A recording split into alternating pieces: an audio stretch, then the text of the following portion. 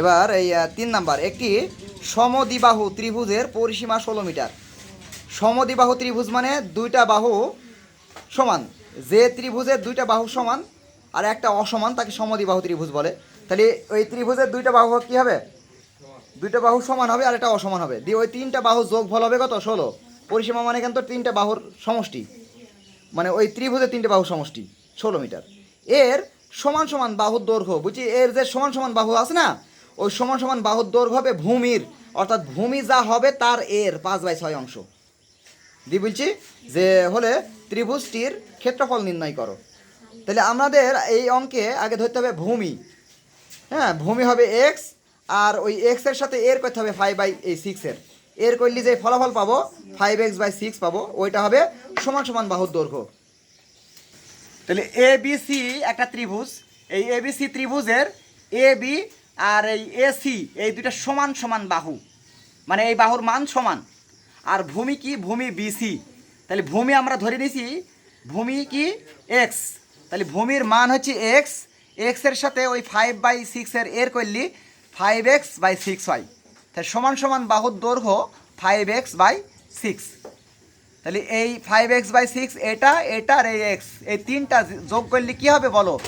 এই তিনটা যোগ করলে পরিসীমা 6-এর ওই পরিসীমা হচ্ছে কত? 16, ওইটা সমান হবে। তাহলে ওইটা আমরা প্রশ্ন মতে সাজাবো, দিয়ে এক্সের মান বের করবো। তাহলে এই ত্রিভুজের ভূমির দৈর্ঘ্য এক্স, ভূমির দৈর্ঘ্য এক্স, ত্রিভুজের ভূমির দৈর্ঘ্য এক্স, তারপরে সমান সমান বাহুর দৈর্ঘ্য 5x/6। এবার প্রশ্ন মতে 5x/6, প্রশ্ন মতে 5x/6 প্লাস 5x/6 মানে সমান সমান বাহুর দৈর্ঘ্য দুইটা প্লাস এক্স, এই তিনটা বাহু যোগ করলে 16 হবে, মানে পরিসীমা মোট। এবার এখানে লসাগু করা হয়েছে 6, 6-এর সাথে 6 ভাগ করলে 1, 1-এর সাথে 5x প্লাস আবার 6-এর সাথে 6 ভাগ করলে 1, 1-এর সাথে এটার গুণ করলে 5x গুণ করলে 5x প্লাস এই এক্সের সাথে সরাসরি 6-এর গুণ, তাহলে 6x সমান 16। এবার এখানে এইগুলো সব যোগ করলে হবে 16x আর নিচে 6 সমান 16। এবার এই 16x এখানে থাকবি সমান এই 6 ওদিকে গুণ হয়ে যাবে সাথে, তারপরে এই 16 আবার ওদিকে ভাগ হয়ে যাবে, দিয়ে এক্স এর মান হবে 6। এক্স হচ্ছে ভূমি, তাহলে ভূমির দৈর্ঘ্য 6 মিটার। তাহলে ভূমির দৈর্ঘ্য 6 মিটার মানে এক্স এর মান 6। এখন সমান সমান বাহুর দৈর্ঘ্য লেখো। ভূমির দৈর্ঘ্য এক্স লেখা হয়েছে না, এই ভূমির দৈর্ঘ্য কত? 6 মিটার।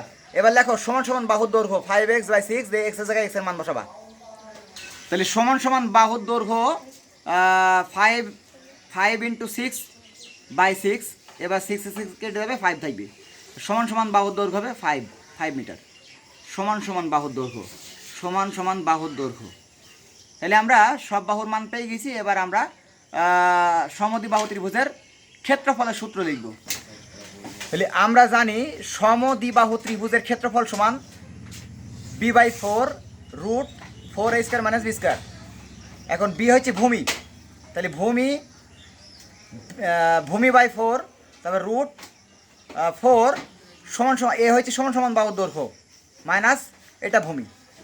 তাহলে বি এর মান ভূমি 6/4 √ এখানে 4 ইন্টু এ হচ্ছে সমান সমান বাহুর দৈর্ঘ্য, সমান সমান বাহুর দৈর্ঘ্য 5 এর মাথায় স্কোয়ার মাইনাস বি ভূমি হচ্ছে 6 মাথায় স্কোয়ার। এবার এখানে 5 × 5 = 25 আর 6 × 6 = 36, তারপরে 25 আর 6 25 আর 4 গুণ করা হয়েছে 100, তারপরে মাইনাস হচ্ছে 36, বিয়োগ করলে 64। 64 এর বর্গমূল, 64 এর বর্গমূল হচ্ছে 8, 28 এর 64 8। এবার এই 4 আর 8 কাটাকাটি হয়ে রয়েছে 2, 4 × 2 = 8। এবার এই 6 আর 2 গুণ করলে 6 × 2 = 12।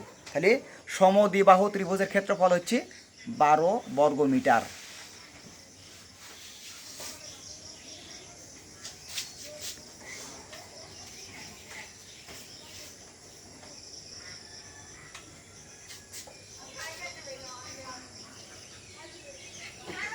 অন্য সাবজেক্ট কি আছে করো?